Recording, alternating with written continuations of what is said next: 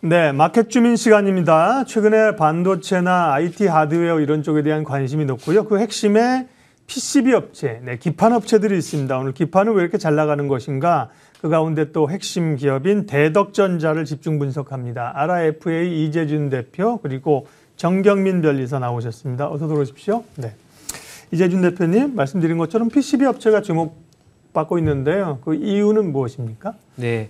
삼성전자가 지난해 11월에 고성능 반도체용 2.5D 패키징 솔루션 H큐브를 개발한다는 뉴스가 떴습니다. 그래서 고성능 반도체에 대한 공급을 확대하겠다라는 부분이었는데요.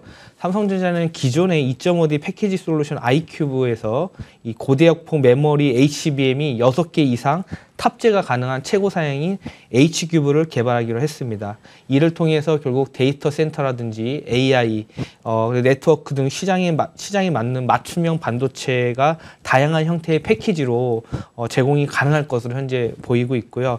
H큐브에서는 뭐 CPU라든지 GPU 등 이 고대역 초속 메모리인 HBM을 배치한 이 2.5D 패키징 솔루션이 고성능 컴퓨터형 데이터 센터 네트워크용 고사양 반도체에 사용할 것을 현재 보이고 있습니다.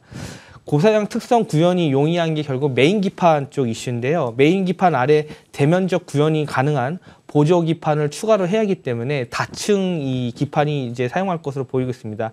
2단 하이브리드 패키징 구조로 인해서 결국은 PCB 업체들이 수혜를 볼 것으로 보이고 있기 때문에 아무래도 이 고성능 반도체 관련 부품주들에서 하드웨어 쪽에서 현재 이슈가 되는 것으로 볼 수 있을 것 같습니다. 예, PCB 인쇄 회로 기판. 이 휴대폰을 뜯어도 PCB가 있고요. 노트북을 뜯어도 있고요. 모든 장비를 뜯으면 이제 PCB가 있습니다. 근데 과거에는 이게 기본적으로 쓰이긴 하지만 그렇게 돈 되는 사업이 아니다. 좀 저부가가치 산업이다. 이런 인식이 과거에 있었는데 최근에는 이제 그런 인식이 좀 달라지는 거죠. PCB가 어떤 것이며 지금 이제 미래 지식 산업이 발전하면서 어떤 역할을 하길래 이렇게 주목받는 거예요, 변리사님? 일단 뭐 PCB를 좀 설명을 드리자면 네. 말씀하신 대로 이제 전자제품에 나오는 초록색 기판을 의미합니다. 네. 그 중에서 이제 반도체에 사용되는 기판은 IC 서브스트레이트 아니면 레미네이트라고도 하는데요.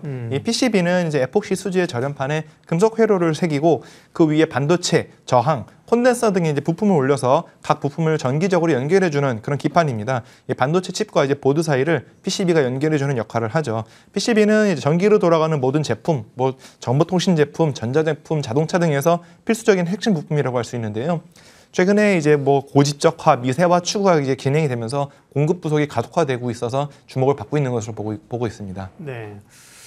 근데 문제는 PCB가 많아요. 그다음에 최근에 이제 집적화 말씀도 하셨고 신제품들이 FCBGA 이런 게 주목받고 있고요. 굉장히 종류가 많다는 게 고민인데 오늘은 그 가운데 PCB 업체 심텍, 대덕전자, 코리아서킷 이런 기업들이 요즘 소위 한 3인방입니다. 잘 나가는데요. 오늘 대덕전자 얘기를 할 거예요. 변리사님, 대덕전자는 어떤 회사입니까? 네, 대덕전자는 1972년 설립된 이래 이제 2020년에 인적 분할을 통해서 이제 신설된 기업이고요.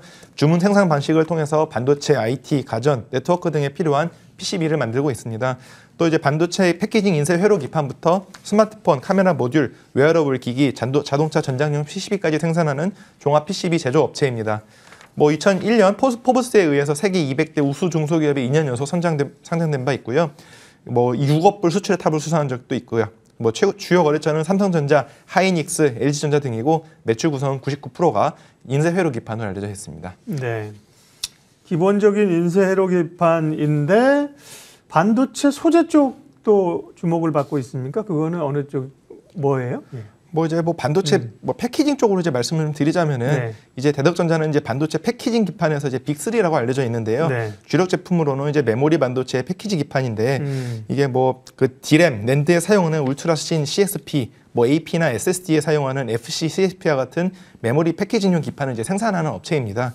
FC 방식은 기존의 이제 와이어 방식과는 다르게 볼 형태의 범프로 이제 연결하게 되는 것을 의미하게 되는데 바로 연결하기 때문에 신호 경로가 좀 짧아져서 신호를 더 빨리 전달할 수 있고 더 작게 구현할 수 있는 장점이 있다. 그래서 이제 스마트폰 어플리케이션 프로세서인 AP와 같은 고밀도 반도체에 주로 이제 적용이 됩니다. 대덕전자는 작년부터 이제 CPU, GPU 등 비메모리에 사용되는 패키지 기판인 FCBGA 이 양산을 확대하였고요. 이 FCBGA는 이제 반도체 칩과 메인 회로 간 신호를 전달하는 기판으로 CPU에 필수적으로 사용하는 핵심 부품입니다. 일본에서 이제 EB대 신코덴기, 삼성전기, 세계에서 10개사 정도밖에 제조하지 못하는 굉장히 고부가 제품이라고 보실 수 있겠어요. FC는 이제 아까 말씀드린 대로 이제 볼 형태의 범프로 신호를 주게 되기 때문에 BGA는 이제 볼 그리드 어레이고요. 칩보다 기판 사이즈가 더 큰 제품이 됩니다. BGA는 세밀도가 상당히 높아야 해서 정밀적인 기술이 필수적이고요. 핀이 아니라 이제 볼 형태로 구현되기 때문에 회로가 단락될 위험, 핀이 많아질수록 반도체 크기가 커져야 되는 문제를 최소화한다. 이런 장점이 있고 그런 기술력 있는 회사라고 보시면 되겠습니다. 네.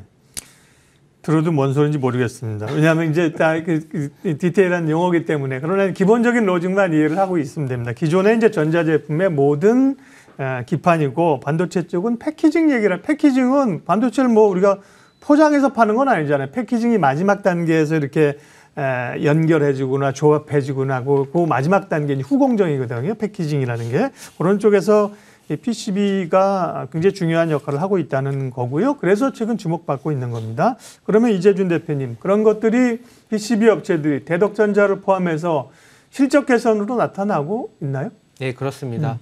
예를 들어서 대덕전자를 먼저 살펴보도록 하겠습니다. 21년 4분기 실적이 매출 부분에서 메모리용 반도체 수요 증가랑 FCBGA와 FCC SP 등 고부가 제품 실적 확대로 인해서 실적 확대가 나타났고, 매출 부분에서 손익 부분에서도 고부가 가치 반도체 기판이 확대되고 이 저수익 모델 축소에 따른 포트폴리오 개선이 되면서 4분기 실적 개선이 나타났습니다. 매출은 일단 봤을 때 2,222억, 그다음에 올해 2,793억이었는데요. 일단 봤었을 때 전반적으로 YOY 대비했었을 때 전년 동기 대비 26%, 그리고 전분기 대비했었을 때는 10% 증가를 했습니다. 이건 이제 분기 매출이죠. 그러니까 연간으로는 1조가 넘습니다. 그렇죠. 4분기 매출만 봤었을 때 그렇게 보시면 될 것 같고요.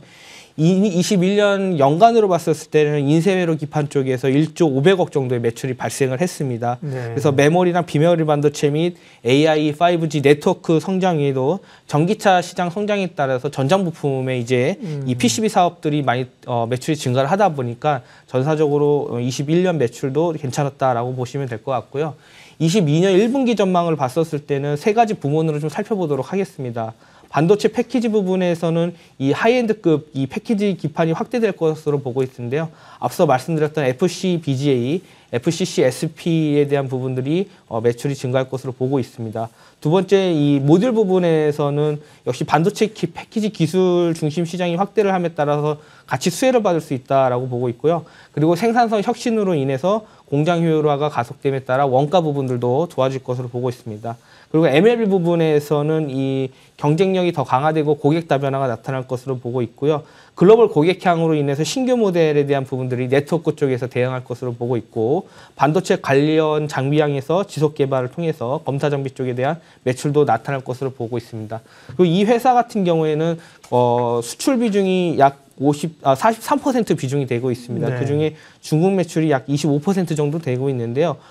원달러 환율 상승에 따라서 수출 기업들이 달러 자산을 많이 보유하게 되면 수혜를 받게 되죠, 매출이. 그에 따라서 이 원달러 환율 상승 수혜주로 볼 수 있을 것 같습니다.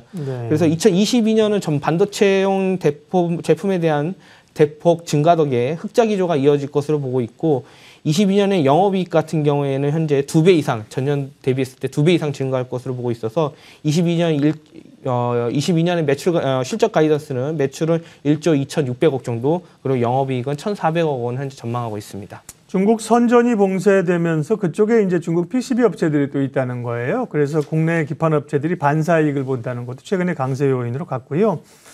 앞서 변리사님이 얘기하셨나? 이제 이게 기업 분할했잖아요. 그럼 대덕전자가 지금 사업회사인 건가요? 지주회사하고요. 지배구조 현황 좀 대표님 말씀해 주세요. 네. 현재 최대 주주는 대덕으로 되어 있고요. 대덕은 지주회사입니다. 그래서 대덕 지주회사인데, 대덕이 이제 보유하고 있는 종속회사의 상장회사가 세 곳이 있습니다. 대덕전자, Y솔, 그리고 대덕이 있는데, 현재 이 대덕에서 대덕전자 지분율을 31.5% 현재 보유 중에 있고요.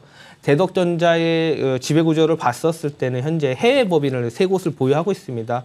해외 법인의 베트남의 빈폭서 법인에서는 현재 PCB 제조를 하고 있고요. 중국 상하이랑 미국 캘리포니아 법인에서 현재 영업 서비스를 현재 사업을 운영 중에 있습니다. 대덕전자 현재 전체 그 세계 해외 법인은 100% 지분을 보유하고 있고요. 대덕전자 주주에서 앞서 말씀드렸던 대덕에서 31.5%, 그리고 임원회사는 한 20% 갖고 있고요. 그리고 해동과학문화재단이 0.1%, 사회복지법인 대덕재단이 한 1.07%를 보유하고 있습니다.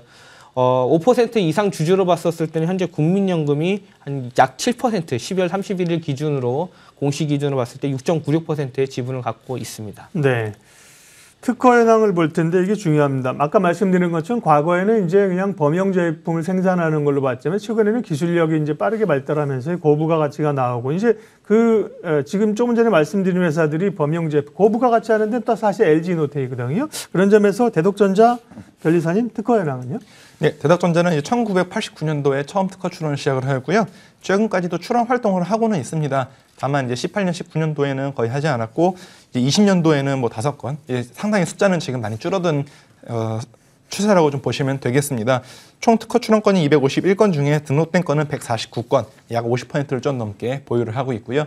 기술 분야별로는 뭐 상당히 뭐 여러 가지가 있지만 그 중에서 이제 제일 많은 66건은 회로 PCB건이었습니다. 이 분야에서 이제 국가별 이제 출원 현황을 살펴보자면은 중국에서 이제 전체 출원에서 44%를 차지하고 있고요. 일본과 한국이 그 뒤를 따르고 있습니다. 연도별로 봤을 때는 이제 꾸준히 우상향을 보이고 있는 분야라고 보시면 되겠습니다. PCB 분야에서 주요 출원인은 이제 삼성전기, 파나소닉, 쿄세라, 후지츠, LG이노텍이 주요 플레이어라고 보시면 되겠습니다. 네. 자, 대덕전자에 대해서 얘기를 쭉 했는데요. 결국 이제 PCB 산업 얘기를 했고요. 대덕전자 얘기를 했어요. 이재준 대표님. PCB 업체들이 주가가 좀 잘 나가지 않습니까? 대덕전자를 먼저 주가 부분 수급 체크해 주시고 그리고 나서 이제 PCB 또 다른 업체들은 어떻게 보시는지도 제가 좀 추가적으로 여쭤볼 겁니다. 대덕전자 주가는? 네, 일단 수급적으로 먼저 좀 살펴보도록 하겠습니다. 최근 1개월 주가 누적 수급 흐름을 좀 먼저 보도록 하겠는데요. 네. 2월 22일부터 3월 22일까지 외국인이 약 165만 주, 그리고 기관이 약 48만 주 정도 순매수가 들어왔습니다. 그래서 개인이 한 210만 주를 매도를 했고요. 주가는 22,150원에서 27,950원까지 약 25% 정도 상승을 했다고 보시면 됩니다. 외국인과 기관이 양매수세 유입에 따라서 주가 상승을 보였던 흐름이다 보시면 될 것 같고요. 차트상으로 봤었을 때도 눌림목이 형성이 되면서 이 61선에서 이 지지를 받고 한번 상승을 했습니다. 결국은 추세 상승이 계속해서 유지하고 있다라고 보시면 좋을 것 같고요. 최근에 IT 수요에 대한 둔화랑 글로벌 물류에 대한 글로벌 물류 및 원재료 비용 증가 가능성에 대해서 제기되며 업종 내에서 현재 불확실성이 지금 제기되고 있는데 이 대덕전자 같은 경우에도 이러한 이 불확실성에도 불구하고 상대적으로 현재 견조한 흐름을 보이고 있다는 측정이 있습니다. 국내 여타에 있는 기타 기판 업체 대비했을 때 핸드셋 쪽 관련된 노출이 좀 낮다는 점이 오히려 좀 장점으로 부각이 됐고요. 반도체 패키지 사업 부분에서 전사적으로 영업이익이 기여도가 높아지면서 전반적으로 영업이익률도 개선이 되고 있다는 점은 수익성 측면에서도 좀 현재 좋아지고 있다는 부분입니다. 결국은 중장기적인 관점에서 이 구조적인 질적 성장, 반도체 패키지 부분에서의 개선, 이 질적 성장이 결국은 가시성이 높기 때문에 네. 주가 흐름이 굉장히 좋게 형성이 되고 있고 이 증권사에서 리포트에서도 현재 실적 상향에 대한 리레이팅 이 보고서들이 계속 나오고 있습니다. 그래서 현재 주가를 봤었을 때 28,000원 부분에 있는데요. 추세는 중장기적으로 봤을 때는 계속해서 상승할 것으로 보고 있고요. 일단은 타깃 프라이스를 한 35,000원 부분까지 잡고 2022년 실적을 봤을 때 영업이익이 1,400억 정도로 나올 것을 예상을 하고 있기 때문에 한 35,000원까지 한번 접근하는 것이 좀 유효할 것이다라고 좀 내다보고 있습니다. 제가 아까 이제 PCB 3인방이라고 해서 대덕전자, 신텍, 코리아서키트 말씀드린 인터플렉스까지도 넣을 수 있는데 보니까 대덕전자가 흐름이 제일 빠르군요. 제일 강한데요. 다른 PCB 업체들 시각은 대덕전자가 탑픽이에요, 대표님 그러면? 네, 현재로서는 대덕전자가 지금 실적 개선 폭이 네. 굉장히 제일 높을 것으로 보고 있고요. 앞서 말씀드렸던 부분에서 과거 PCB 업체들이 이 수익성이라든지 매출 성장 폭이 작았습니다. 근데 대덕전자 같은 경우에는 사업 개선적인 부분에서 패키지 부분들에 대한 사업 집중이 몰입도가 증가를 하기에 따라서 전사적으로 이 질적 성장이 나타날 수 있기 때문에 오히려 실적도 그런 부분들은 발맞춰서 좀 나타날 것으로 보고 있어서 네. 대덕전자를 일단 탑픽으로 보고 있습니다. 예, PCB 업체 가운데 우리 이재준 대표님 탑픽이어서 대덕전자를 집중적으로 분석한 거군요. 네. 예, 다 PCB 업체들이 다 괜찮습니다. 실적이요. 다만 이제 또 단기적으로 오른 거에 대한 게 있으니까요. 좀 중기적으로 분할 매수를 하시든지 좀 차익 실현도 하면서 중기적으로 보십시오. 예, 오늘 마켓 주민에는 PCB 업체들 그리고 그 가운데 대덕전자를 집중 분석했습니다. RFA 이재준 대표님, 정경민 변리사님 함께했습니다. 고맙습니다.